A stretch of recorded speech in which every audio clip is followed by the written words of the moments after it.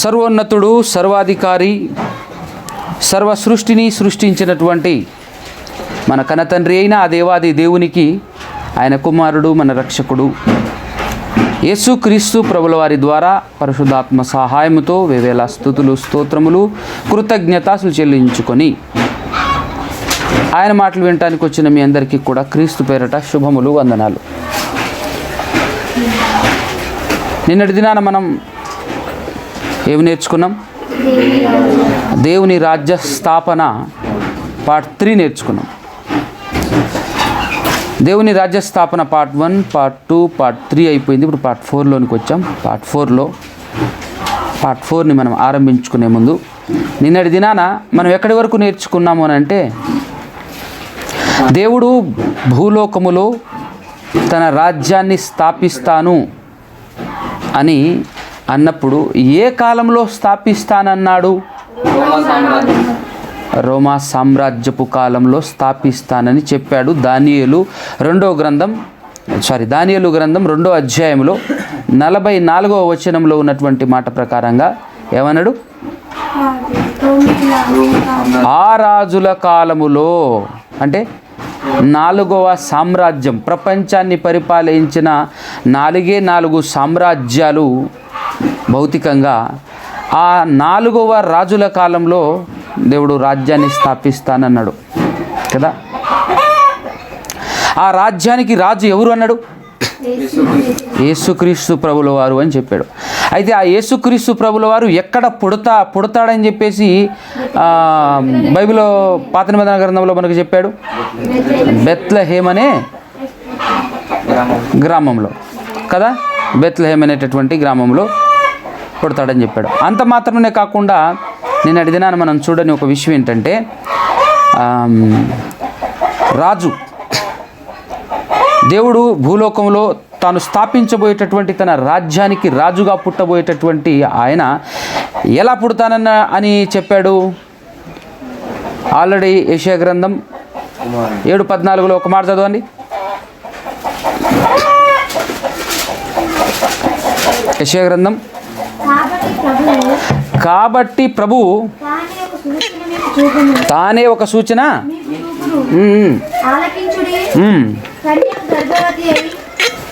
కన్యక గర్భవతి అయి కుమారుణ్ణి కని అతనికి ఇమ్మానుయేల్ అని పేరు పెట్టును. ఇమ్మానుయేల్ అని పేరు పెట్టును. కన్యక గర్భవతి అయి, కన్యక గర్భంలో పుడతాడు. పుట్టిన ఆయన భుజము మీద ఏముందన్నాడు? రాజ్యభారం ఉంది అన్నాడు. అంటే రాజ్యాన్ని స్థాపించేటటువంటి భారం ఉంది. ఎప్పుడు పుడతానన్నాడు? ఎప్పుడు పుడతాడని చెప్పాడు? అంతే కదా. రాజ్యం స్థాపిస్తానని ఏ కాలంలో అయితే చెప్పాడో ఆ కాలంలోనే పుట్టాలి. టైం, అది టైం, ప్లేస్, విధానం. ఎలా పుట్టాడో విధానం కన్యక గర్భవతి అవ్వటం, ప్లేస్ బెత్లెహేమ్, టైం రోమా చక్రవర్తుల కాలంలో, రోమా సామ్రాజ్యపు కాలంలో పుడతానన్నాడు. రైట్. మొదటి సామ్రాజ్యం ఏంటిది? బబులోను సామ్రాజ్యం. 2వ సామ్రాజ్యం మధ్య పారసీకుల సామ్రాజ్యం. 3వ సామ్రాజ్యం గ్రీకుల సామ్రాజ్యం. 4వ సామ్రాజ్యం రోమా సామ్రాజ్యం. ఈ రోమా సామ్రాజ్యంలో నేను స్థాపించిన రాజ్యము కూడా ఇలానే ఉంటుంది, ప్రపంచాన్ని పరిపాలించేదిగా. ఇది కూడా సామ్రాజ్యమే అని చూపించడం కోసం దేవుడే ఆ 4 సామ్రాజ్యాలను నిలబెట్టాడు. ఆ 4 సామ్రాజ్యాల పైన ఎవరున్నారు? దేవుడు ఉన్నాడు. నిన్నటి దినాన మనం దానియేలు గ్రంథంలో కళాభావం ఆయన చెప్తున్నప్పుడు, అక్కడ కానివ్వండి, ప్రకటన గ్రంథంలో కానివ్వండి, 4 జీవులు, 4 జీవుల పైన సింహాసనము, ఆ సింహాసనాసీనుడు దేవుడు. అంటే ఈ 4 జీవులు 4 రాజ్యాలను చూపిస్తుందన్నారు కదా. 4 రాజ్యాలంటే బబులోను, మధ్య పారసీక, గ్రీకు, రోమా. వీటన్నిటిపైన అధికారి ఎవరు? దేవుడు. మానవుల రాజ్యము పైన అధికారి ఎవరు? అయితే ఈ మానవుల రాజ్యము పైన రాజుగా ఎవరిని నియమించాలనుకుంటే అతన్ని నియమిస్తాడు. ఎవరు? దేవుడు. ఎవరిని నియమించాలి అని అనుకుంటే వారిని నియమిస్తాడు దేవుడు. కదా.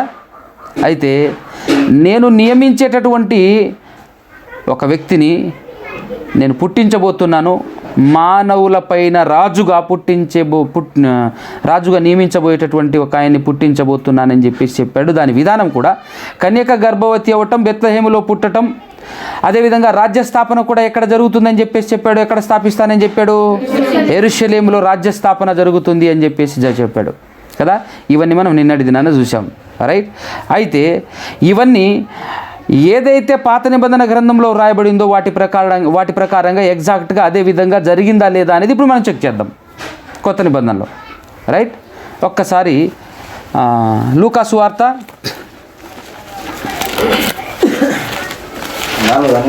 4 అన్నమాట. లూకా సువార్త 2వ అధ్యాయము 1 నుంచి చూడాలి.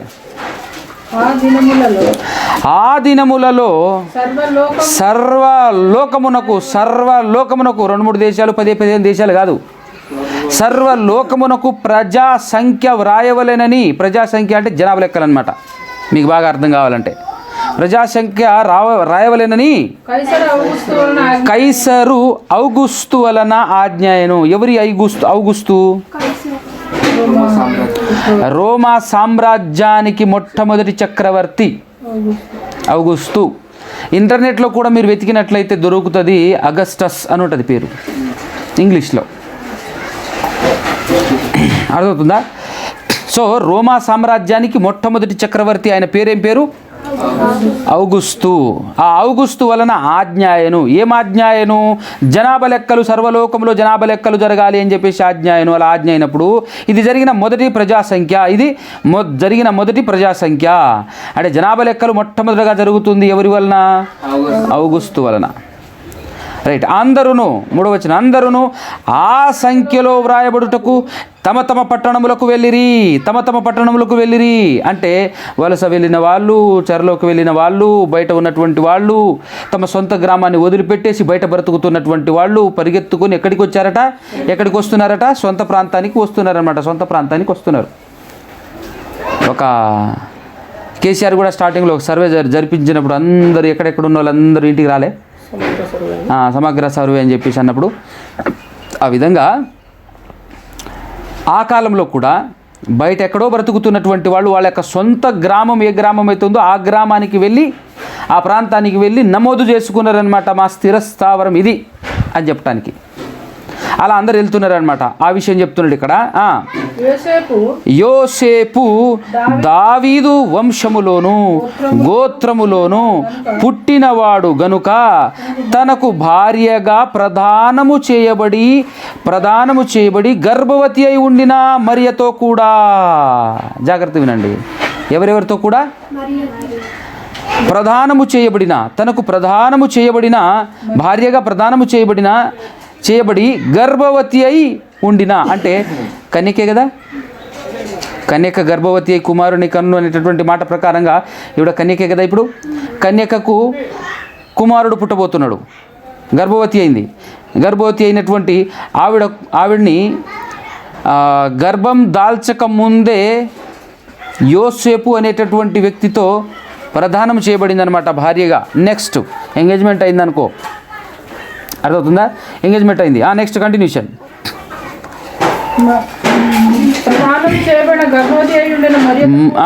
మరియను కూడా పట్టుకెళ్ళింది అనమాట. ఎందుకంటే ఎట్టాగా రేపు ఎల్లుండి నేను పెళ్లి చేసుకోబోతున్నాను కాబట్టి మనం ఇద్దరం కలిసి వెళ్ళేసి ఏం చేయాలి, మన ఊరికి వెళ్ళేసి మనం నమోదు చేసుకుందాం పదా అని చెప్పేసి తను కూడా పట్టుకెళ్ళింది అనమాట. గలిలియలోని నజరేతు నుండి యూదయలోని బెత్లెహేమ్ అనబడిన దావీదు ఊరికి వెళ్ళెను. దావీదు ఊరేమూరు? బెత్లెహేమూరు. దేవుడు తన కొరకు ప్రపంచ ప్రజలను పరిపాలించే రాజు కూడా ఎక్కడ పుడతానని చెప్పాడు? బెత్లెహేంలోనే పుడతానని చెప్పాడు. చూద్దాం. ఇప్పుడు బెత్లెహేంకి వెళ్ళింది కన్యక మరియా. ఎవరితో? తనకు ప్రదానము చేయబడినటువంటి యోసేపుతో కలిసి జనాభా లెక్కల్లో రాయించుకోవటం కోసం అని చెప్పేసి అక్కడికి వెళ్ళారు. వారు అక్కడ ఉన్నప్పుడు, ఎక్కడ ఉన్నప్పుడు? బెత్లెహేములో ఉన్నప్పుడు. అంటే 9 నెలలు నిండినాయి, ప్రసవ దినములు నిండెను గనుక తన తొలిచూలు కుమారుణ్ణి కని. అంటే ఫస్ట్ కుమారుడు కన్యక ఇంతకుముందు లేరు. పొత్తి గుడ్డలతో చుట్టి పుట్టిన తర్వాత ఏం చేస్తారు? కుమారుడు కుమార్తె బిడ్డ పుట్టిన తర్వాత ఏం చేస్తారు? పేగు కట్ చేస్తారు, తర్వాత బట్ట కుడతారు కదా, బట్ట చుడతారు. చుట్టి బట్టలో ఆయన ఎత్తుకొని వెళ్తారు. ఏ బిడ్డ అయినా సరే జరిగేది అదే కదా. అంటే బెత్లెహేములో ఉన్నప్పుడు పుట్టడం జరిగింది, పుట్టిన తర్వాత పొత్తి గుడ్డలతో చుట్టడం జరిగింది, చుట్టిన తర్వాత చేతిలో తీసుకోవటం జరిగింది. కంటిన్యూషన్. సత్రములో వారికి స్థలము లేనందున ఆయనను పశువుల తొట్టిలో పరుండబెట్టెను. యేసు ప్రభు ఎక్కడ పుట్టాడో చెప్పండి? బెత్లెహేములో పుట్టాడు. బెత్లెహేములో ఎక్కడ పుట్టాడు చెప్పండి? ఎక్కడ పుట్టాడు? ప్లేస్ ఏమైనా ఉందా? ప్లేస్ ఏమైనా రాయబడిందా? పుట్టిన తర్వాత సత్రం దగ్గరికి వెళ్ళారు. సత్రంలో స్థలం లేదు. మళ్ళీ అక్కడి నుంచి ఎంత దూరం వెళ్ళారో తెలియదు. ఒక తొట్టి కనపడింది, ఆ తొట్టిలో పడుకోబెట్టాడు. పశువుల పాకన ఉందా? ఎందుకు ఈ మాట చెప్తున్నానంటే ఈరోజు ప్రపంచవ్యాప్తంగా యేసు ప్రభు ఎక్కడ పుట్టాడంటే పశువుల పాక అని చెప్పేసి బాగా అలవాటైపోయినటువంటి పదం. కానీ బైబిల్లో కనబడని పదం కూడా ఇదే. పశువుల పాక అనే పదమే కనపడదు బైబిల్ మొత్తంలో. నువ్వు పాత నిబంధనలో వెతికినా దొరకదు అట్లనమాట. కాబట్టి ఎంత చక్కగా చెప్తున్నట్టు ఇక్కడ మనకు అర్థం కావాల్సినటువంటి మ్యాటర్ ఏంటంటే ఇప్పుడు ఎన్నో వచనం? 8వ వచనం. 7వ వచనం. తన తొలుచూలు కుమారుని కని పొత్తి గుడ్డలతో చుట్టి సత్రములో వారికి స్థలము లేనందున ఆయనను పశువుల తొట్టిలో పరుండబెట్టెను. రైట్. నెక్స్ట్ 10-11 వరకు. అయితే ఆ దూత భయపడకుడి. ఏ దూత? 8 నుంచి కంటిన్యూషన్ చదువుగా. ఆ దేశంలో కొందరు గొర్రెల కాపరులు పొలంలో ఉండి రాత్రివేళ తమ బంధను కాచుకొని చుండగా ప్రభు దూత, అంటే తిక్లెటర్లో ఉంది ప్రభు అనేది చూడండి, అంటే దేవుని దూత వారి యొద్దకు వచ్చి నిలిచెను. ప్రభు అంటే తిక్లెటర్లో యెహోవా గురించి, దేవుని గురించి, దేవుని మహిమ వారి చుట్టూ ప్రకాశించినందున వారు మిక్కిలి భయపడి. అయితే ఆ దూత భయపడకుడి, ఇదిగో ప్రజలందరికీ కలగబోవు మహా సంతోషకరమైన సువార్తమానము నేను మీకు తెలియజేయుచున్నాను. దావీదు పట్టణమందు నేడు రక్షకుడు మీ కొరకు పుట్టి ఉన్నాడు, ఈయన ప్రభువైన క్రీస్తు. దానికి ఇదే మీకు ఆనవాలు. రైట్. మొత్తానికి ఎక్కడ పుట్టినట్టుగా మనకు అర్థమవుతుంది? బెత్లెహేములో. వాక్యానుసారంగా పాత నిబంధన గ్రంథంలో ఉన్న పరిశుద్ధ లేఖనానుసారముగా రాజు ఎక్కడ పుడతానని చెప్పాడో అక్కడే పుట్టినట్టుగా యేసుక్రీస్తును మనం చూస్తున్నాం కదా. అక్కడే పుట్టినట్టుగా మనం చూస్తున్నాం. అయితే ఈయన పుట్టిన తర్వాత దగ్గర 2 సంవత్సరాల తర్వాత తూర్పు దేశపు జ్ఞానులు చేరుకున్నారు. అక్కడికి చేరుకున్నారు. వాళ్ళు వచ్చేసి ఏం చెప్పారు? నిన్నటి దినాన మనం చూసాము. ఏమని? యూదులకు రాజుగా పుట్టినవాడెక్కడున్నాడు అని వాళ్ళు వెతుక్కుంటూ రావటం అన్నది నిన్న మనం చూసాం కదా. అంటే ఇప్పుడు ఈయన ఎవరు? రాజు. యేసు ప్రభు ఎవరు? రాజుగా దేవుని కోసం, తన ప్రజలను దేవుని కొరకు పరిపాలన జరిగించేటటువంటి రాజుగా యేసుక్రీస్తు ప్రభుల వారు పుట్టినట్టుగా మనం చూస్తున్నాం. అయితే యేసుక్రీస్తు ప్రభుల వారు పుట్టి 30 సంవత్సరాలు తన కుటుంబంలో తన తల్లిదండ్రులతో లోబడి బ్రతికి ఆ తర్వాత బాప్తిస్మం తీసుకోవటం, యోర్దాను నదిలో బాప్తిస్మం ఇచ్చి యోహాను తనకంటే ముందుగా దేవుడు ఆయనకు సాక్షిగా ముందుగా పంపిస్తే ఆయన దగ్గరికి వెళ్ళేసి బాప్తిస్మం తీసుకున్న వెంటనే అరణ్యంలోకి కొనిపోబడిన తర్వాత అక్కడ శోధన సహించి గెలిచి అక్కడి నుంచి సమాజములో ఎంటర్ అవ్వగానే యేసుక్రీస్తు ప్రభుల వారు సమాజంలో ఎంటర్ అయిన తర్వాత ఆయన ప్రకటించిన మొట్టమొదటి మాట, ఆయన నోట వినబడిన మొట్టమొదటి మాట ఒకసారి మనం చూద్దాం. మత్తయి సువార్త 4వ అధ్యాయము 17వ వచనం. అప్పటి నుండి యేసు 17వ వచనం. అప్పటి నుండి యేసు పరలోక రాజ్యము సమీపములో ఉన్నది, సమీపించి ఉన్నది అంటే దగ్గరకు వచ్చేసింది. పరలోక రాజ్యము అంటే ఈయన రాజుగానే పుట్టిండు కదా, రాజ్యము దగ్గరలో ఉన్నది, పరలోక రాజ్యము సమీపించి ఉన్నది గనుక మారు మనస్సు పొందుడి అని చెప్పుచు ప్రకటింప మొదలు పెట్టాను. ఏం చెప్పటం మొదలుపెట్టాడు చూడండి, ఏం చెప్పటం మొదలుపెట్టాడు? పరలోక రాజ్యము సమీపములోనే ఉన్నది అని చెప్తూ మొదలెట్టాడు సువార్తమానం. పరలోక రాజ్యము దగ్గరలో ఉన్నది అంటే పరలోక రాజ్యం అంటే అర్థం ఏంటో తెలుసా? పరలోక రాజ్యం అంటే భూమి మీద స్థాపించబోయేటటువంటి రాజ్యము, కానీ అది ఎలాంటిది అంటే భూలోకానికి సంబంధించింది కాదు, ఇది పరలోకానికి సంబంధించిన రాజ్యము. కాబట్టి పరలోక రాజ్యము అంటున్నాడు, పరలోక రాజ్యము అని అంటున్నాడు. అందుకోసమే యేసుక్రీస్తు ప్రభుల వారిని 3.5 సంవత్సరాలు సేవ చేసి వెళ్ళిన తర్వాత కక్ష కట్టి ఆయన్ని చంపాలనే ప్రయత్నం చేస్తూ ఉన్నప్పుడు ఆయన పిలాతు దగ్గర నించోబెట్టినప్పుడు పిలాతు ఒక ప్రశ్న అడుగుతాడు. ఆ ప్రశ్నకు యేసుప్రభు ఇచ్చిన సమాధానం ఒకసారి చూడండి.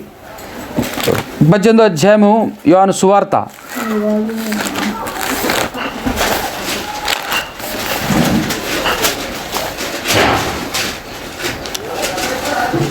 36. యేసు మాట్లాడుతున్నాడు చూడండి. నా రాజ్యం ఈ లోక సంబంధమైనది కాదు. ఈ బాగా గుర్తుపెట్టుకోండి. ఏమన్నాడు? నా రాజ్యం అంటున్నాడా లేదా? అక్కడేమన్నాడు? పరలోక రాజ్యం అన్నాడు. ఇక్కడేమన్నాడు? నా రాజ్యం అన్నాడు. అనే నా రాజ్యం అన్నాడంటే తను రాజనే కదా, అవునా? నా రాజ్యం అంటే తాను రాజనే కదా. నా రాజ్యము ఈ లోక సంబంధమైనది కాదు. బాగా అర్థం కావాలి మనకు.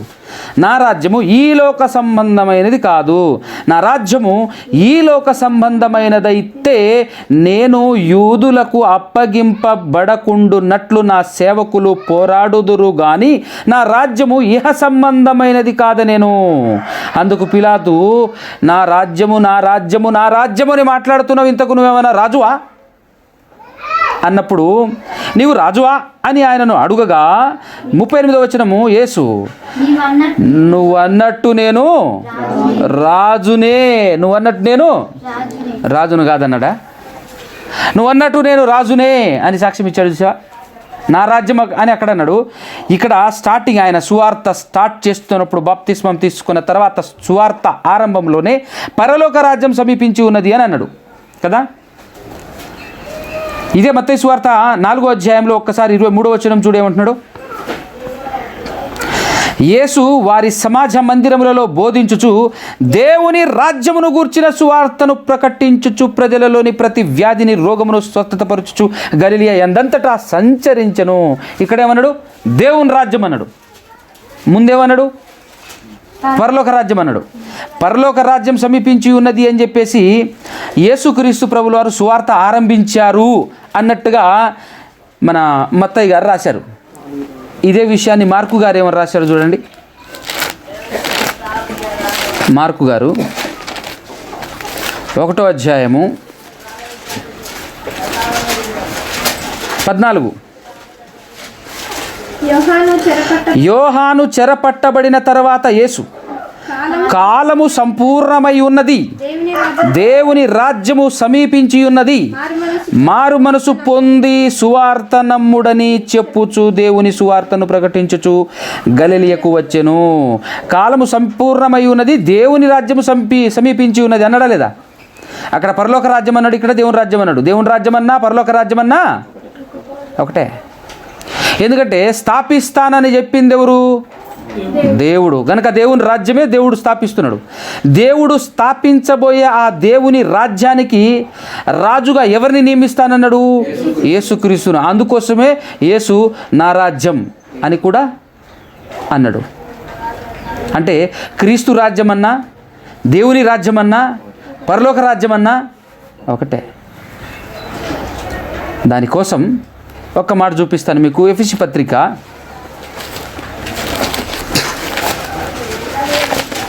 ఎఫెసీయులకు రాసినటువంటి పత్రిక 5వ అధ్యాయము 5వ వచనం చూడండి జాగ్రత్తగా. వ్యభిచారి అయినను అపవిత్రుడైనను విగ్రహారాధికుడైన లోభి అయినను క్రీస్తు యొక్కయు దేవుని యొక్కయు రాజ్యమునకు హక్కుదారుడు కాడను సంగతి మీకు నిశ్చయముగా తెలియజేస్తున్నాను అన్నాడు. చూసారా? అవునా కదా? అంటే ఇప్పటి వరకు మనం ఏం చూసామనంటే ఇక్కడ దేవుని రాజ్యమన్నా పరలోక రాజ్యమన్నా క్రీస్తు రాజ్యమన్నా ఒకటే. ఎందుకు 3 పేర్లు వచ్చినాయంటే భూలోకములోనే స్థాపింపబడుతుంది ఈ రాజ్యం, కానీ భూలోక సంబంధమైనటువంటి విషయాలు మాట్లాడడం మనం ఇక్కడ. ఈరోజు చాలామంది భూలోక సంబంధమైన విషయాలు మాట్లాడుతున్నారు. అది క్రీస్తు రాజ్యం కాదు, దేవుని రాజ్యం కాదు, అది పరలోక రాజ్యం కాదు. పరలోకానికి సంబంధించినటువంటి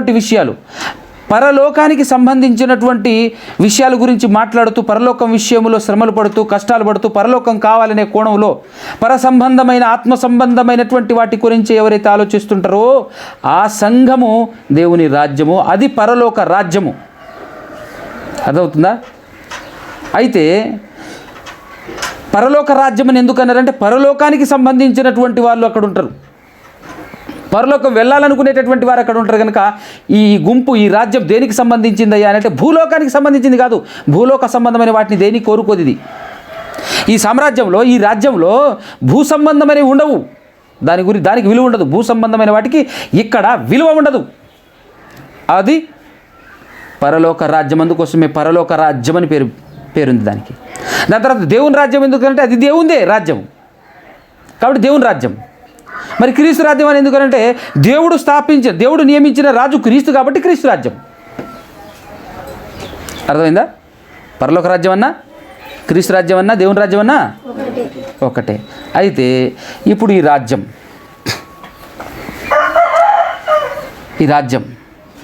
ఎలా ఉంటుంది, ఏ విధంగా ఉంటుంది? యేసుక్రీస్తు ప్రభుల వారు దీని గురించి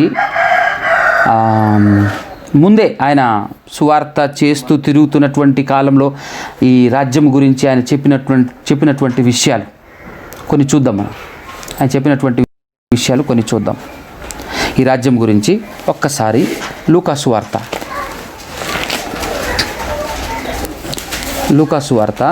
17వ అధ్యాయం 17వ అధ్యాయంలో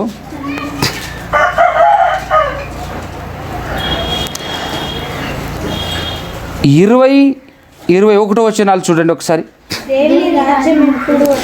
యేసుక్రీస్తు దేవుని రాజ్యం సమీపించి ఉన్నది, దేవుని రాజ్యం సమీపించి ఉన్నది, దేవుని రాజ్యం సమీపించి ఉన్నది అని చెప్పేసి ప్రకటన చేస్తున్నప్పుడు దేవుని రాజ్యము ఎప్పుడు వచ్చును అని పరిసయ్యులు ఆయనను అడిగినప్పుడు యేసు ప్రభు ఇచ్చినటువంటి సమాధానం చూడండి జాగ్రత్తగా.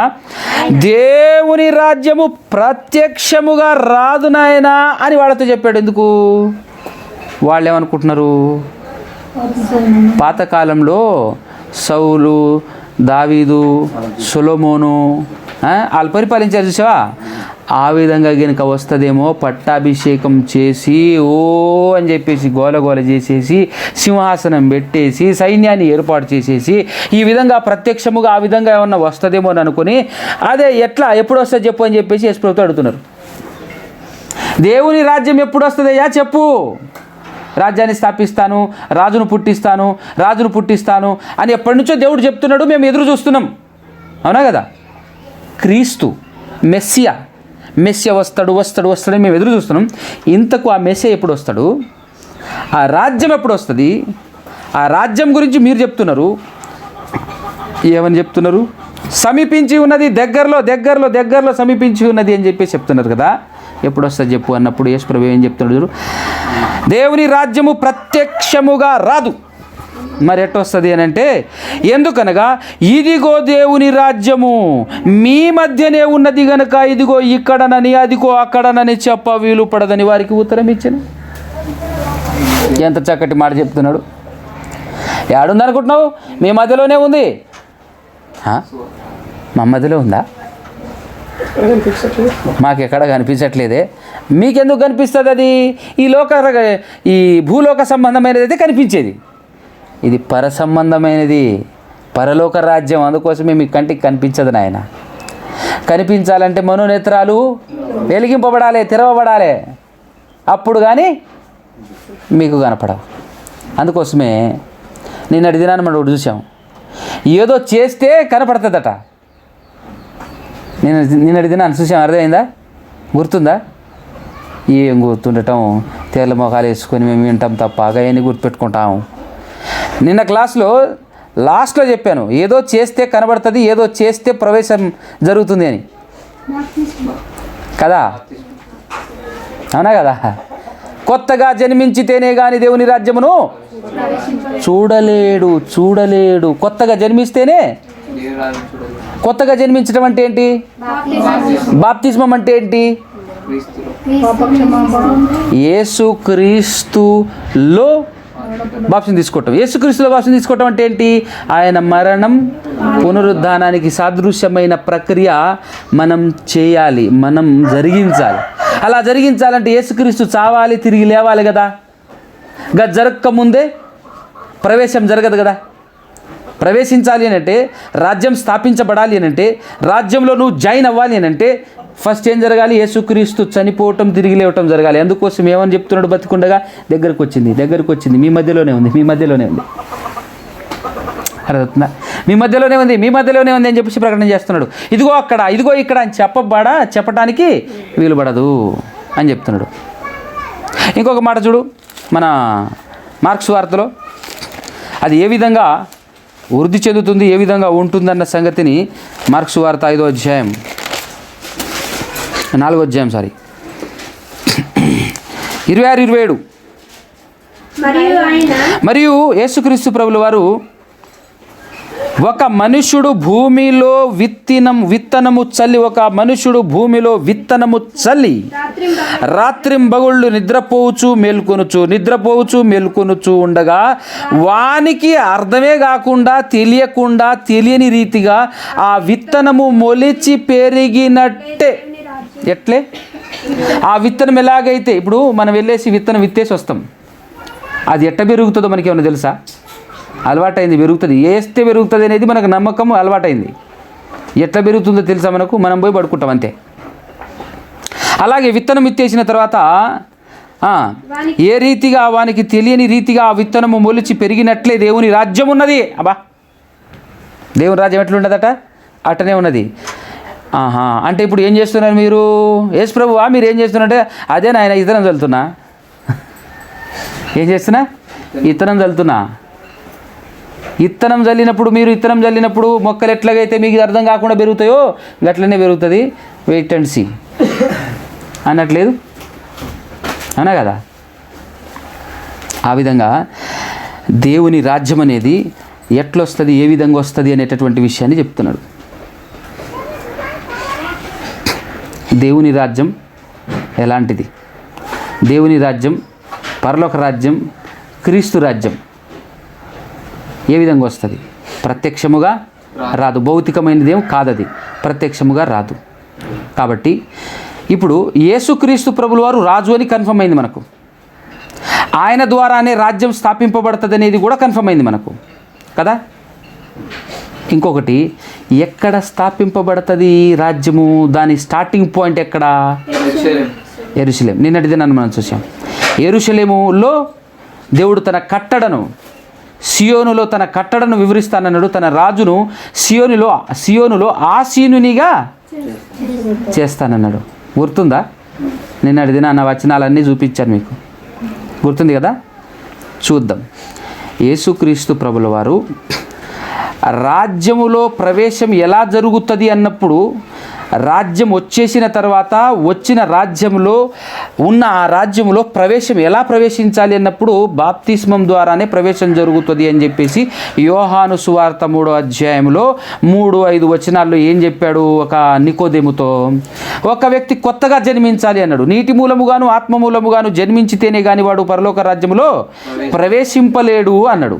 అవునా కదా? అంటే నీటి మూలముగాను ఆత్మ మూలముగాను జన్మించడం అంటే ఏంటో మనకు తెలుసు, బాప్తిస్మం అన్న సంగతి. అంటే బాప్తిస్మం అన్నది ఇప్పుడు యోహాను గారు ఇచ్చినటువంటి బాప్తిస్మము పరలోకానికి చెల్లుబాటు అవ్వదు, పరలోకం వెళ్ళటానికి ఉపయోగపడదు. అది కేవలము యేసుక్రీస్తును ప్రజల ముందు ప్రత్యక్షపరచబడటానికి మాత్రమే దేవుడు ఆయనకి ఇచ్చినటువంటి బాప్తిస్మ కార్యక్రమాలు అది. కానీ రాజ్యం గురించి కూడా నిన్నటి దినాన్ని చూసాం. మీరు మనసులో పెట్టుకుంటే ఇది అర్థమవుతుంది. ఈరోజు రాజ్యం గురించి చూసాం. రాజ్యం గురించి ఏం చూసాం మనం? ఈ రాజ్యం ఎలా ఉంటుంది అన్నప్పుడు 11వ అధ్యాయం యెషయా గ్రంథంలో 11వ అధ్యాయంలో చూసాం.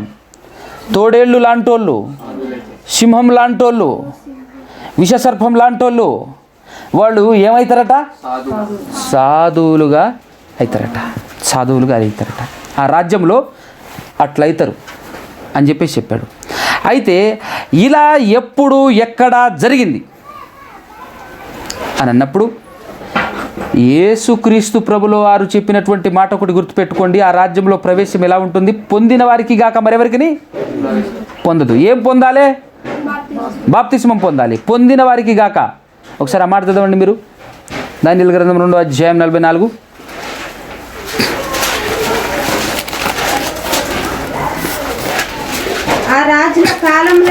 ఆ రాజుల కాలములలో పరలోకమందున్న దేవుడు ఒక రాజ్యము స్థాపించును. పరలోకమందున్న దేవుడు, అందుకోసమే ఇది పరలోకంలో ఉన్న దేవుడు భూలోకంలో స్థాపించే రాజ్యం కనుక దేవుని రాజ్యము పరలోక రాజ్యము అని పేరు వచ్చింది. దానికెన్నటికి నాశనము కలుగదు. ఆ రాజ్యము దాన్ని పొందిన వారికి గాక మరెవరికి. ఎంత క్లారిటీగా అద్భుతంగా ఉంది చూసారా? అందుకోసమే యేసుక్రీస్తు ప్రభులు వారు భూలోకానికి వచ్చినప్పుడు తను చెప్పాల్సిన మ్యాటర్, పరలోక రాజ్యం సమీపముగా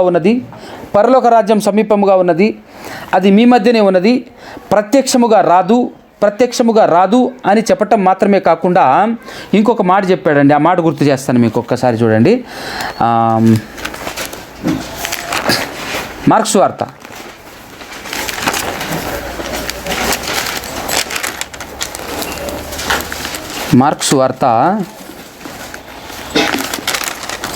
9వ అధ్యాయము 1వ వచనం చూడండి. మరియు ఆయన ఇక్కడ నిలిచి ఉన్న వారిలో, అంటే ఆయన ముందు 2000 సంవత్సరాల క్రితం ఆయన ముందు కొంతమంది నించొని ఉన్నారు. ఇక్కడ నిలిచి ఉన్న వారిలో కొందరు దేవుని రాజ్యం బలముతో వచ్చుట చూచు వరకు మరణము రుచి చూడరని నిశ్చయముగా మీతో చెప్పుచున్నాను అని. చూడండి, ఎప్పుడు వస్తుందో కూడా చెప్పేసాడా లేదా? నేను ఆ రాజ్యం ఎప్పుడు వస్తుంది అంటే నా ముందు నుంచున్నటువంటి మీలో చాలామంది ఉన్నారు కదా, అందులో కొంతమంది చచ్చిపోవచ్చు, కొంతమంది మాత్రం బ్రతికే ఉంటారు. బ్రతికి ఉన్నప్పుడే మీరు చూస్తారు, ఖచ్చితంగా కళ్ళారా చూస్తారు. మీరు బ్రతికి ఉన్నప్పుడే అంటే తన ఎదురు ఎవరున్నారు తెలుసా? శిష్యులు ఉన్నారు. మీరు బ్రతికి ఉండగానే ఏమొస్తుంది అన్నాడు? రాకముందు ఏం చెప్పిండు? రాకముందు ఆయన ఏం చెప్పిండు తెలుసా? పరలోక రాజ్యం వచ్చునుగాక అని ప్రార్థన చేయించిండు. ప్రార్థన నేర్పించు అన్నప్పుడు రాకముందు నేర్పించిన ప్రార్థన ఏమన్నాడు? మీ రాజ్యము వచ్చుగాక అని చెప్పేసి, దీన్ని చాలామంది పరలోక ప్రార్థన అని చెప్పేసి అంటారు కదా. ఇది మత్తయి సువార్త 6వ అధ్యాయంలో ఉన్నది, అవునా కదా? పరలోక ప్రార్థన అని చెప్పేసి పేరు పెట్టేశారు. ఇదేదో పరలోక ప్రార్థన అన్నట్టుగా పరలోక ప్రార్థన అని చెప్పేసి అందులో ఏముంటుంది? అనుదినం ఆహారము మాకు అనుగ్రహించుము, అది పరలోక ప్రార్థన. అది భూలోక ప్రార్థన అవుతుంది. ప్రార్థన ఎలా చేయాలి ప్రభు అన్నప్పుడు నేర్పిస్తున్నాడే తప్ప అది పరలోక ప్రార్థన కాదు. పరలోకం కావాలి, పరలోకం మాత్రమే కావాలి. ఏం జరిగినా, ఎన్ని కష్టాలు వచ్చినా, ఎన్ని నష్టాలు వచ్చినా, ప్రాణం పోయినా ఉన్నా ఏమైనా కూడా నాకు పరలోకమే కావాలి అని చెప్పేసి ప్రార్థన చేస్తే అది పరలోక ప్రార్థన అవుతుంది. వీళ్ళు పెట్టుకున్నారు పేరు పరలోక ప్రార్థన అని. కానీ పరలోక రాజ్యం ఏదైతే ఉందో అప్పటికి యేసుక్రీస్తు బ్రతికే ఉన్నాడు కనుక, బ్రతికి ఉన్నటువంటి కాలంలో ఆ పరలోక రాజ్యం అనేది ఇంకా రాలేదు కనుక వచ్చుగాక అన్నాడు. వచ్చిన తర్వాత కూడా అదే మాట మాట్లాడితే మనకేమైనా అర్థమైనట్ట?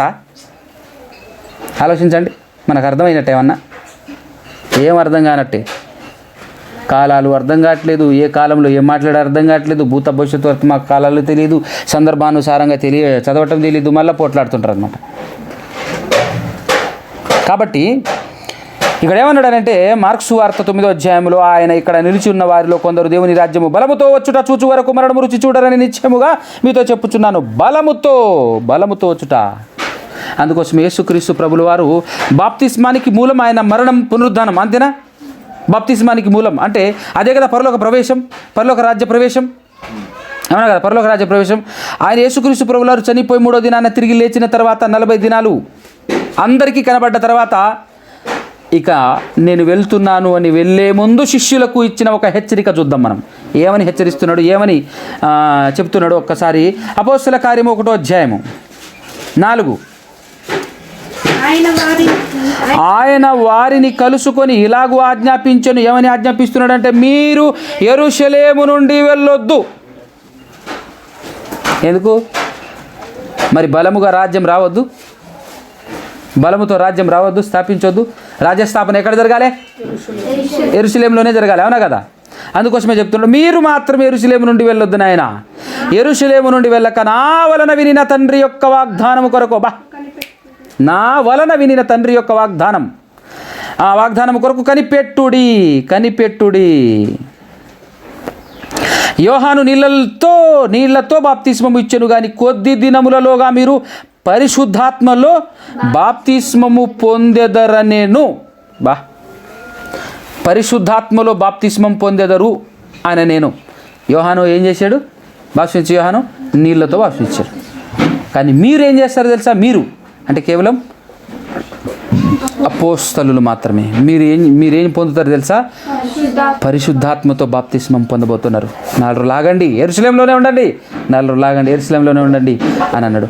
అలా అన్నప్పుడు యెరూషలేములో వాళ్ళు ఒక మేడగదిని సెలెక్ట్ చేసుకొని ఆ మేడగదిలో వాళ్ళు కూర్చొని ప్రార్థన చేస్తూ ఉంటుండగా ఒకానొక రోజు, ఏ రోజు అని అంటే 2వ అధ్యాయం 1వ వచనం నుంచి చూద్దాం ఇప్పుడు మనం.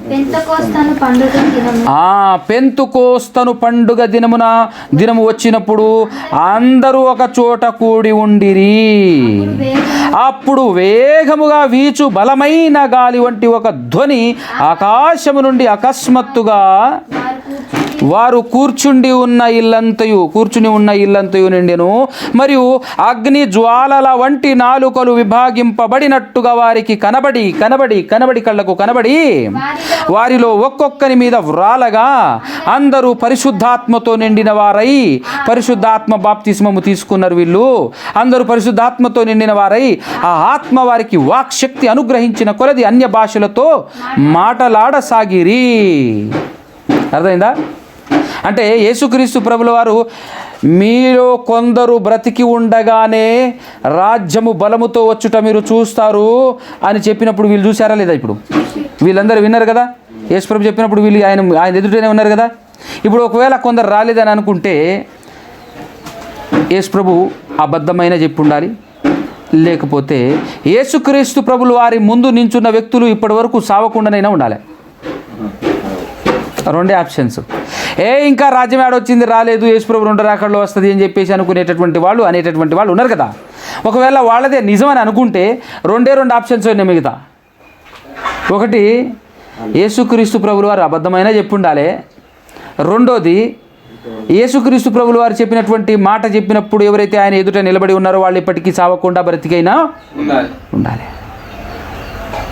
యేసుక్రీస్తు అబద్ధం ఆడటం అసంభవం, ఇప్పటివరకు మనుషులు బతికి ఉండటము అసంభవము. వీడబద్ధం ఆడుతున్నది మాత్రం సులువు, అవునా కదా. ఇంకా రాజ్యం రాలేదని చెప్పేసి చెప్తున్నటువంటి వాడే పచ్చి అబద్ధం. ఇంకా రాలేదని చెప్పేసి మాట్లాడుతున్నారు, అదే పచ్చి అబద్ధం. వచ్చింది బలముతో వచ్చింది. వచ్చిన తర్వాత నెక్స్ట్ కంటిన్యూషన్ ఏం జరిగింది అంటే సువార్త స్టార్ట్ అయింది. పేతురును ప్లస్ మిగతా అపోస్తలును పరిశుద్ధాత్మ వారికి అనుగ్రహించిన వాక్ శక్తిని బట్టి వారి భాషలతో, అంటే వీళ్లకు తెలియని భాషలతో, దాన్ని అన్య భాష అంటారు, వీళ్లకు రాని భాషలతో వీళ్ళు మాట్లాడటమే అన్య భాష. వీళ్ళకు అంటే అపోస్తలు అయినటువంటి వారు ఎవరైతే ఉన్నారో వీళ్ళు మాట్లాడుతున్నటువంటి భాష వీళ్ళకి రాని భాష, వీళ్ళ సొంత భాష కాకుండా అక్కడ ఉన్నటువంటి వాళ్ళు ఎవరైతే ఉన్నారో, ఇంతకుముందు దేవుడు చెరగ పంపించేశాడు కదా, వేరే వేరే ప్రాంతంలో ఉండి దాదాపుగా 2-3 తరాలు గడిచిపోయేంత వరకు అక్కడ ఉన్నారు కాబట్టి వాళ్ళ యొక్క మదర్ టంగ్, వాళ్ళ మాతృభాష మర్చిపోయి అక్కడ ఉన్నటువంటి ప్రాంతపు భాష నేర్చుకొని వచ్చారు వాళ్ళు. అప్పుడు వాళ్ళకు కూడా సువార్త చెప్పాలి అంటే వాళ్ళ భాష వీళ్ళకి రావాలి. వీళ్ళ నేర్చుకొని లేరు. సువార్త వ్యాప్తి చెందాలంటే ఏం చేయాలి? వీళ్ళకు ఆటోమేటిక్గా ఆ శక్తి దేవుడు అనుగ్రహించాలి కాబట్టి అనుగ్రహించుడు. వాళ్ళు మాట్లాడేటటువంటి భాషని వీళ్ళకు అనుగ్రహిస్తే వీళ్ళు ఏం చేశారంటే అపోస్తలులు వాళ్ళ భాషలో దేవుని గురించి ప్రకటించారు. అదే ఇక్కడ రాయబడి ఉంది. ఒక్కసారి 5వ వచనం నుంచి చూడండి. ఆ కాలమున ఆకాశము క్రింద నుండి ప్రతి జనములో నుండి వచ్చిన భక్తిగల యూదులు యెరూషలేములో కాపురముండిరి. ఈ శబ్దము కలుగగా జనులు గుంపులుగా కూడి వచ్చి ప్రతి మనుష్యుడు తన స్వభాషతో, ప్రతి మనుష్యుడు అక్కడ వచ్చినటువంటి వాళ్ళందరూ ప్రతి మనుషులు తన స్వభాషతో వారు అంటే అపోస్తలులు మాట్లాడుట విని కలవరపడిరి. ఏందిది? అంతటా అందరూ విభ్రాంతి నొంది ఆశ్చర్యపడి, ఇదిగో మాట్లాడుచున్న వీరందరూ గలిలయులు కారా? గలిలయులే. మరి మనలో ప్రతివాడు తాను పుట్టిన దేశపు భాషతో, ఏ భాషతో? తాను పుట్టిన దేశపు భాషతో వీరు అంటే అపోస్తలులు మాట్లాడుట మనం వినుచున్నామే. ఇదేమి అంటే అన్య భాష అంటే ఏంటి? అర్థం ఏంటి? అన్య భాష అంటే ఏంటి? వీళ్లకు రాని భాష ఇతరులకు వచ్చిన భాష, వీళ్లకు రాని భాష ఇతరులకు వచ్చిన భాష. ఇతరులు ఎవరైతే ఉన్నారో వాళ్ళకి రాని భాషలో వీళ్ళు మాట్లాడటం అది అన్య భాష. అవునా కదా? ఇప్పుడు ఇక్కడ నేను ఇంగ్లీష్లో మాట్లాడే అంత అవసరం ఉందా? ఇక్కడ ఏమైనా తెలుగు రాని వాళ్ళు ఉంటే ఇంగ్లీష్లో మాట్లాడాలి నేను, అవసరం. అది అతనికి కూడా అర్థం కావాలిగా. అది నాకు ఇంగ్లీష్ రాలేదనుకో, టక్కుని నేను మాట్లాడాను అనుకో ఇంగ్లీషు, అది అన్య భాష నాకు రావటం అంటే. అన్య భాష వరం అంటే అది ఇప్పుడు లేదు. ఎందుకో తెలుసా? ట్రాన్స్లేటర్స్ ఉన్నారు. దాదాపుగా అన్ని భాషల్లో బైబిల్ ఉన్నాయి, అన్ని భాషల్లో సువార్థికులు ఉన్నారు. ఇప్పుడు నువ్వు అన్య భాష మాట్లాడే అంత అవసరమేం లేదు. కానీ ఇప్పుడు రంబరబరా సంబరబరా అని చెప్పేసి సాంబార్ భాష మాట్లాడుతున్నారు చూసావు. ఎంత దారుణం అంటే, ఎంత భయంకరం అంటే, వీళ్ళందరినీ ఇక ఆ దేవుడే భరిస్తున్నాడు ఓపికతో. మామూలు వాళ్ళు కాదు వీళ్ళకు నరకం సరిపోదు. వీళ్ళకు డబల్ 3-4 నరకం కావాలి. వీళ్ళకు పక్కా 100% 7 చెప్తున్నాను. వీళ్ళు ఏం చేస్తున్నారు తెలుసా? పరిశుద్ధాత్మని హేళన చేస్తూ ఇది పరిశుద్ధాత్మ అంటారు. పరిశుద్ధాత్మని హేళన చేసేటటువంటి వాడి పరిస్థితి ఏంటో తెలుసా? క్షమాపణే లేదు వాళ్ళకు. ఈ యుగమందు కాదు, ఏ యుగమైనా సరే వాళ్ళకు క్షమాపణే లేదు. ఎవరైతే ఇది అన్య భాష పరిశుద్ధాత్మ నాకు ఇచ్చాడని ఎప్పుడు ఒకటే పదం, వీళ్ళు ఇక్కడ ఉన్నటువంటి అపోస్తలులు ఎవరైతే ఉన్నారో వీళ్ళు ఒకటే పదాన్ని మాట్లాడితే వాళ్ళకి ఏమర్థమవుతుందండి? ఎన్ని దేశాల నుంచి వచ్చారు, ఎన్ని భాషలతో కలిగినటువంటి వాళ్ళు వచ్చారు తెలుసా? వాళ్ళందరూ చక్కగా విని మారు మనసు పొంది బాప్తిస్మానికి సిద్ధమయ్యారు తెలుసా? ఎంతమంది ఉన్నారు తెలుసా? ఇక్కడ చూడొక్కసారి 9వ వచనం నుంచి.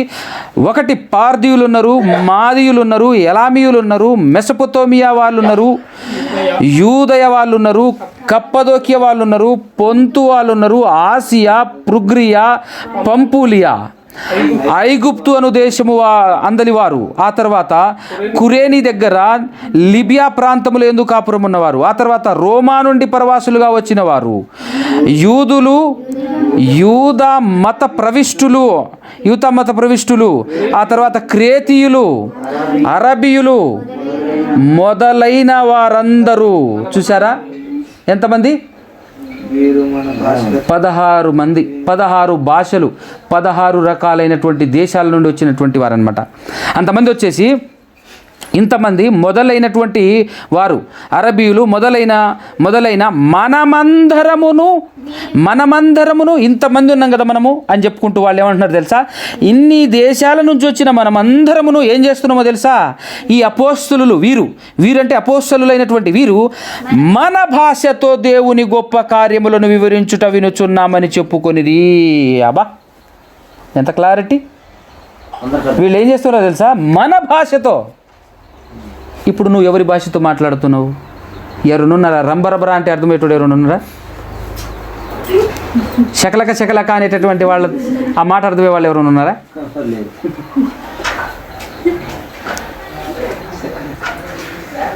నటన అలా సినిమాల్లో ఉంటుంది చూసా, పవర్ స్టార్ సూపర్ స్టార్ అన్నట్టుగా వీళ్ళు డూబ్లీ స్టార్. వీళ్ళు చూడాలి ఈ ఇంత ఘోరంగా అన్యాయం, ఇంత ఘోరంగా దేవుని వాక్యానికి వ్యతిరేకం.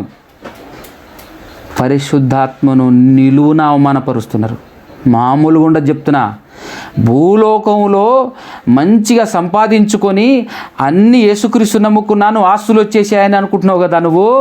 ఆ ఆస్తులే నిన్ను ఎక్కడికి చేరుస్తాయి? నరకానికి సరాసరి డైరెక్ట్గా చేరుస్తాయి.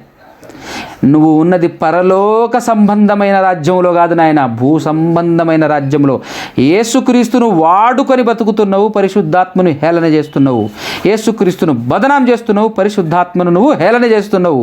నీకుంటది మామూలుగా ఉండదు పో, మామూలుగా ఉండదు పో, భయంకరంగా ఉంటుంది నీకు.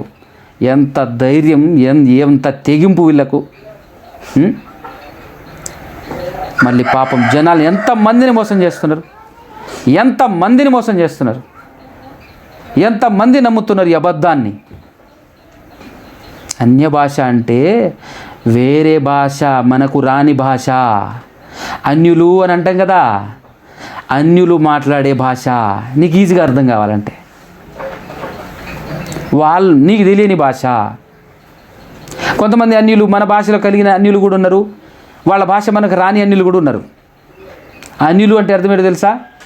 తెలియని వారు. ఏం తెలియని వారు? దేవుడెవరో తెలియని వారిని అన్యులు అంటాం మనం. అన్య భాష అంటే మనకి ఏ భాష అయితే రాదో ఆ భాష మనకు అన్య భాష. కానీ ఈ పిచ్చి కూతలేంటి? దేవదూతల భాష అంటారు. తప్పించుకోవటానికి దేవదూతల భాష అట. ఏంటి ఇక్కడ దేవదూతలు ఎవరున్నారని ఎవరికి చెప్తున్నావు నువ్వు? నీ వల్ల ఉపయోగం ఎవరికి? చాలా భయంకరమైన ప్రమాదంలో పడుతున్నారు వీళ్ళు. కాబట్టి వదిలేద్దాం, దేవునికి వదిలేస్తాం. దేవుడే శిక్షించునుగాక.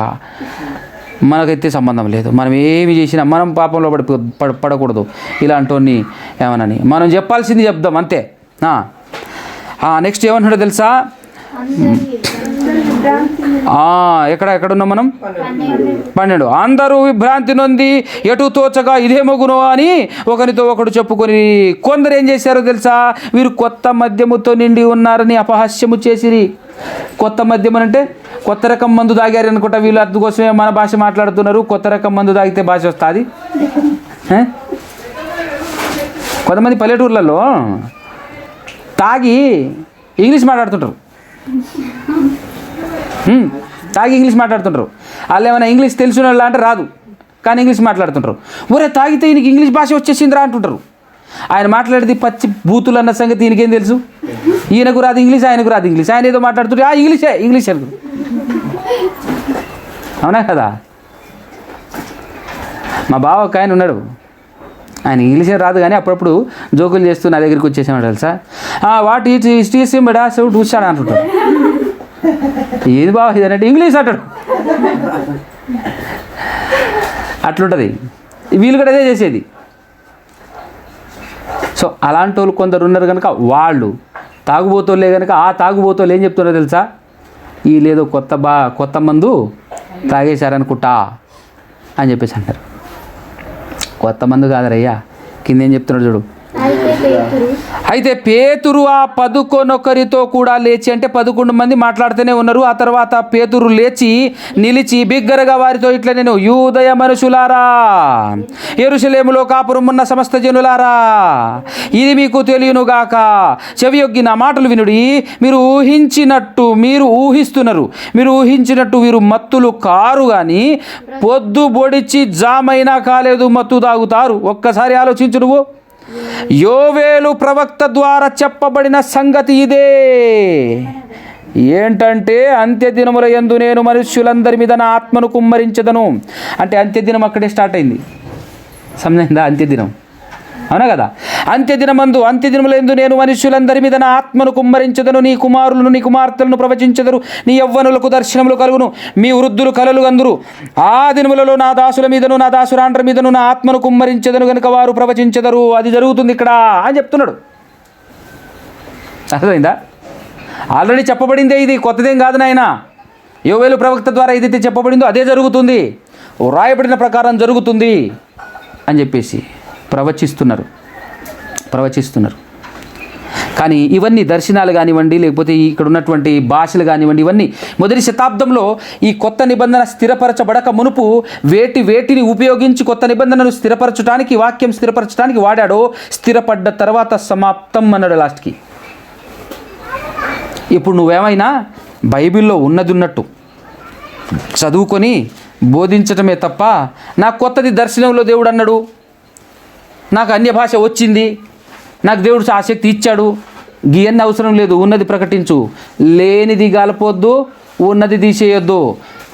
రెండిట్లో ఏ ఒకటి చేసినా, రెండు చేసినా నువ్వు పోయేది పాతాళం అన్న సంగతి మాత్రం అస్సలు మర్చిపోకు.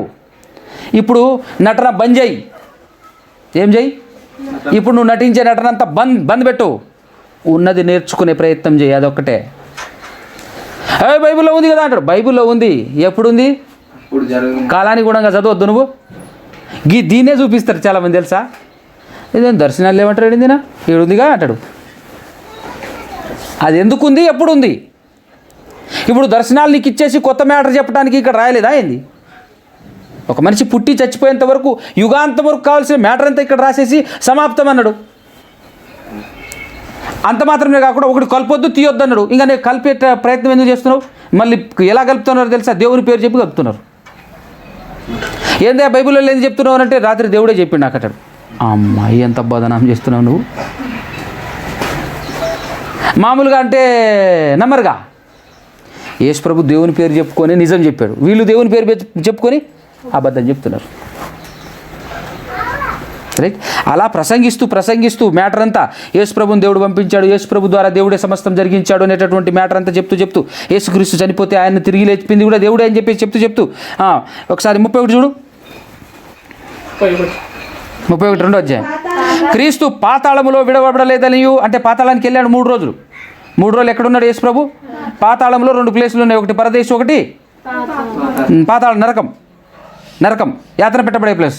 అయితే అక్కడ కాకుండా పరదేశంలో ఎవరైతే మొట్టమొదటి మనిషి భూమి మీద చనిపోయిన నీతిమంతుడి నుంచి ఇప్పటి వరకు నీతిమంతులందరూ ఎక్కడికైతే వెళ్తున్నారో అక్కడికి వెళ్ళాడు, 3 రోజులు ఉన్నాడు. అందుకోసమే తిరిగి లేచిన 3వ దినాన తిరిగి లేచినప్పుడు మగ్దలేన మరియ వెళ్ళంగానే ఏమంటాడు తెలుసా? నన్ను ముట్టుకోవద్దు, నేను ఇక తండ్రి ఎద్దకు ఎక్కిపోలేదు. యోహాను సువార్త 20:37 వచనంలో చదవకండి, మనం ఆల్రెడీ చాలాసార్లు చదివినాం కాబట్టి. నేను ఇంకా తండ్రి ఎద్దకు ఎక్కిపోలేదు అని అంటే, మరి ఈ 3 రోజులు ఏడున్నావు ప్రభువా? పాతాళంలో ఉన్నా. అర్థమైందా? పాతాళంలో ఉన్నా. దేవుడు నన్ను పాతాళంలో విడిచిపెట్టలేదు. విడిచిపెట్టకుండా ఏం చేసిండు? క్రీస్తు పాతాళంలో విడవబడలేదనియు, ఆయన శరీరం కుళ్ళిపోలేదనియు దావీదు ముందుగా తెలుసుకొని ఆయన పునరుద్ధానమును గూర్చి చెప్పెను. ఈ యేసును దేవుడు లేపెను. యేసును ఎవరు లేపారు? ఎంత చక్కగా ఉంది, ఎంత అద్భుతంగా ఉంది. ఈ యేసును దేవుడు లేపెను. దీనికి మేమందరం సాక్షులం. ఎవరు? అపోస్తలు. ఈరోజు అపోస్తలను కూడా అబద్ధికులుగా తీర్చిదిద్దేసి తమ సొంత డబ్బాలు కొట్టుకుంటున్నటువంటి పాస్టర్లు ఎక్కువ మంది లేరు. వీళ్ళందరూ దేవుని రాజ్యంలో లేరు, క్రీస్తు రాజ్యంలో లేరు, పరలోక రాజ్యంలో లేరు, సాతాను సామ్రాజ్యంలో ఉన్నారు అని మాత్రం అస్సలు మర్చిపోకండి. రైట్? సాతాను సామ్రాజ్యపు ఆనవాలు అని చెప్పేసి ఒక టైటిల్ పెట్టేసి 13 నిమిషాలు మాట్లాడి ఉన్నాను నేను. ఇంటర్నెట్లో ఉంటుంది, అర్థమైతే సూపర్ ఉంటుంది. కంటిన్యూషన్ అలా మాట్లాడుతూ ఎన్నో వచనం 33. కాగా ఆయన దేవుని కుడి పార్శ్వమున హెచ్చింపబడి పరిశుద్ధాత్మను గూర్చిన వాగ్దానము తండ్రి వలన పొంది మీరు చూచుచు వినుచున్న దీనిని కుమ్మరించి ఉన్నాడు. ఎందుకు తాగారు కొత్త మందు కొత్త మద్యం అని ఎందుకు మాట్లాడతారు?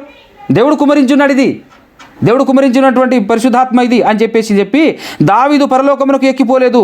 అయితే అతడు ఇట్లా నేను నీ శత్రువులను నీ పాదముల క్రింద పాదపీఠముగా ఉంచు వరకు నీవు నా కుడి పార్శ్వంలో కూర్చుండమని ప్రభువు అని తిక్లెటర్లో ఉంది. అంటే దేవుడు గురించి, దేవుడు నా ప్రభువుతో చెప్పాను అంటే యేసు ప్రభుతో చెప్పాను. కాబట్టి మీరు సిలువ వేసిన ఈ యేసునే దేవుడు ప్రభువుగాను క్రీస్తుగాను నియమించాడు, నాయన నియమించను అన్నప్పుడు ఇది ఇశ్రాయేలీల వంశమంతా రూఢిగా తెలుసుకొనవలనని చెప్పాను. ఈ మాట చెప్పంగానే గుండెలు దడ. ఎంతమంది అయితే వింటున్నటువంటి వాళ్ళందరూ ఎవరో తెలుసా?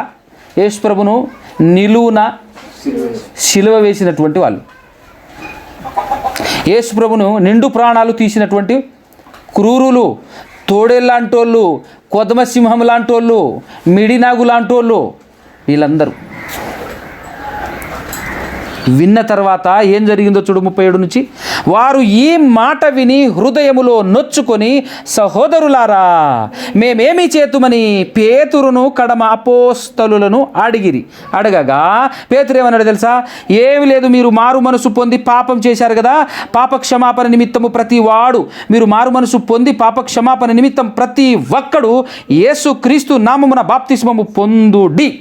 అంటే యేసుక్రీస్తు నామమున బాప్తిజం పొందుడంటే యేసుక్రీస్తు మరణ పునరుద్ధానం ఎలాగైతే జరుగుతుందో ఆ విధంగా మీరు చేయాలి.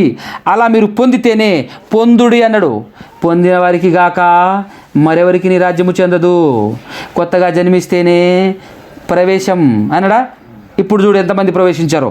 అప్పుడు మీరు పరిశుద్ధాత్మ అను వరము పొందుదురు. ఈ వాగ్దానము మీకును మీ పిల్లలకును దూరస్తులందరికీ, అనగా దేవుడైన ప్రభువైన అని తిక్లెటర్లో ఉంది. దేవుడైన మన దేవుడు, ప్రభువైన మన దేవుడు తన యొద్దకు పిలిచిన వారందరికీ చెందునని వారితో చెప్పెను. ఇంకను అనేక విధములైన మాటలతో సాక్ష్యం ఇచ్చి మీరు మూర్ఖులకు ఈ తరము వారికి వేరే రక్షణ పొందుడని వారికి హెచ్చరించెను. కాబట్టి అతని వాక్యము అంగీకరించిన వారు బాప్తిస్మము పొందిరి.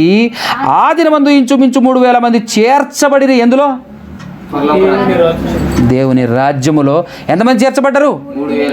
ఎక్కడ చేర్చబడ్డారు? యెరూషలేములో. ఆరంభమైందా? ఏంది? రాజ్యం ఆరంభమైంది. పేతురు అంటాడు, పేతురు ఆ శిష్యులతో యేసు ప్రభు ఒక మాట అంటాడు బ్రతికున్నప్పుడు, అంటే శరీరధారిగా ఉన్నప్పుడు. ఏమంటాడు తెలుసా? లోకమంతా నా గురించి ఏమనుకుంటుందంటే రకరకాల మాటలు అనుకుంటుంది అని చెప్తారు. సార్లే వాళ్ళని వదిలే, నువ్వేమనుకుంటున్నావు, మీరేమనుకుంటారు అన్నప్పుడు ఏమంటాడు? నీవు సజీవుడమైన దేవుని కుమారుడు అనగానే శబాష్ పేతురు నువ్వు ధన్యుడవు అని చెప్పి ఏమంటాడు తెలుసా? ఒక్కసారి ఆ మాట చూడు. మత్తయి సువార్త 16.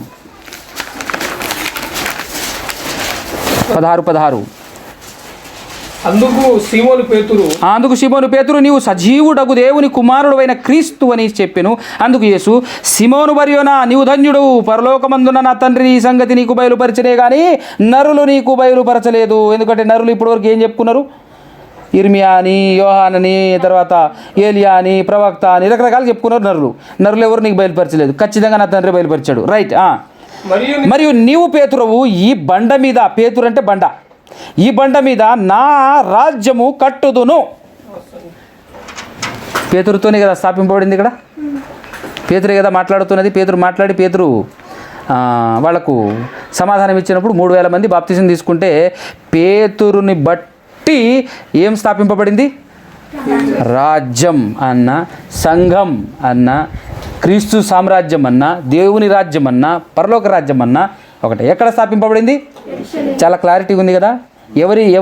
ఎవరితో స్టార్ట్ చేస్తా అన్నాడు యేసు ప్రభు? పేతురుతోనే స్టార్ట్ చేస్తాను. ఎందుకన్నావంటే ఆయన చెప్పిన ఒకే ఒక్క మాటను బట్టి. ఏమని? నువ్వు సజీవుడవగు దేవుని కుమారుడు అన్నావు, చూసావు. అందుకు పరలోకపు తాళపు చెవులు మాత్రమే కాకుండా నీ ద్వారానే సంఘం స్టార్ట్ చేస్తా. అదే జరిగిందా లేదా? అది లెక్క. రాజ్యమే సంఘం, సంఘమే రాజ్యం. ఆరంభింపబడిందా లేదా? సంఘం స్థాపించారు లేదా? 3,000 మంది చేరారు. ఆ తర్వాత 5,000 మంది. ఆ తర్వాత ఇంకా విస్తరించుకుంటూ ఒకే ఒక రాజు యేసుక్రీస్తు భూలోకానికి వచ్చాడు. ఆయన ద్వారా 12 మంది శిష్యులు రెడీ అయ్యారు. 12 మంది ద్వారా ఎంతమంది? 3,000 మంది. ఎందులో జాయిన్ అయ్యారు? దేవుని రాజ్యములో ప్రవేశించారు. దేవుని రాజ్యములో ప్రవేశించారు. ఎలా ఆరంభింపబడిందో, దేవుని రాజ్య స్థాపన ఎలా జరిగిందో చూసారా? దేవుని రాజ్య స్థాపన భూమిపైన ఏ విధంగా జరిగిందో చూడండి, ఎంత అద్భుతంగా